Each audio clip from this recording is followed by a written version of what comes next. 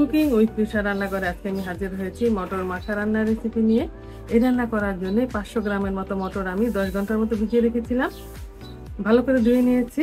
আর নিয়েছি ভাজা জিরা গুঁড়া, ভাজা ধনিয়া গুঁড়া, পেঁয়াজ কুচি, শসা কুচি, কাঁচামরিচ কুচি, লেবু কুচি, ধনিয়া পাতা কুচি, আদা রসুন বাটা, চটপটি মশলা, বেকিং সোডা, বিট লবণ আর নর্মাল লবণ। 500 গ্রামের মতো মটর আমি 10 ঘন্টা ভিজিয়ে নিয়েছিলাম। এতে ফুলে 5 কাপের মতো মটর হয়েছে, মেজারমেন্ট কাপে 5 কাপ। তার জন্য আমি 10 কাপের মতো পানি দিয়ে দিয়েছি। এবার দিয়ে দিব একটুখানি আদা রসুন বাটা, আমি সেদ্ধ করে নেব। দিয়ে দিব কিছুটা লবণ, 1 চা চামচ পরিমাণ দিয়ে দিব বিট লবণ। এবার 1 চা চামচ পরিমাণ দিয়ে দিব বেকিং সোডা। তারপর দিয়ে দিব 1 চা চামচ পরিমাণ ভাজা জিরা গুঁড়া আর 1.5 চা চামচ পরিমাণ ভাজা ধনিয়া গুঁড়া।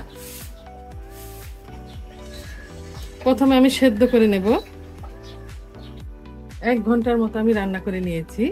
আর রান্নার এই অবস্থায় মটরটা সেদ্ধ হয়ে গেছে, আমি দেখাচ্ছি। নরম হয়ে গিয়েছে। রান্নার এই পর্যায়ে আমি দিয়ে দিব 1 চা চামচ পরিমাণ চটপটি মশলা আর পানিটা আরো টানিয়ে নেব। চটপটি মশলা দেওয়ার পর চুলার আঁচটা মিডিয়ামে রেখে আমি আরো 15 থেকে 20 মিনিটের মতো পানি শুকিয়ে নিয়েছি। রান্নাটা আমার কমপ্লিট হয়ে গিয়েছে। আর পানি শুকাবো না, চুলার আঁচটা আমি বন্ধ করে দেব। ঠান্ডা হলে পানি আরো টেনে যাবে।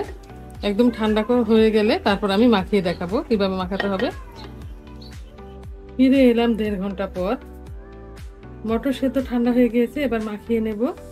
প্রথমে আমি কিছুটা চিলি ফ্লেক্স দিয়ে দিব, এটা ঝাল চারা মরিচ,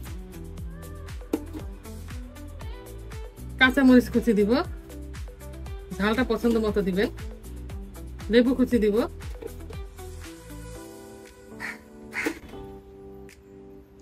পেঁয়াজ কুচি দিব,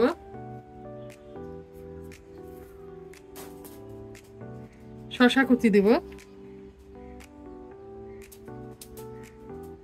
সব শেষে দিয়ে দেব ধনিয়া পাতা কুচি।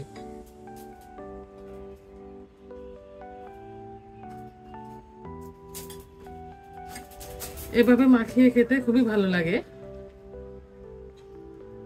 রান্না করে খেয়ে দেখতে পারেন। আজ এ পর্যন্তই। আগামী দিন অন্য কোনো রেসিপি নিয়ে হাজির হব। আল্লাহ হাফেজ।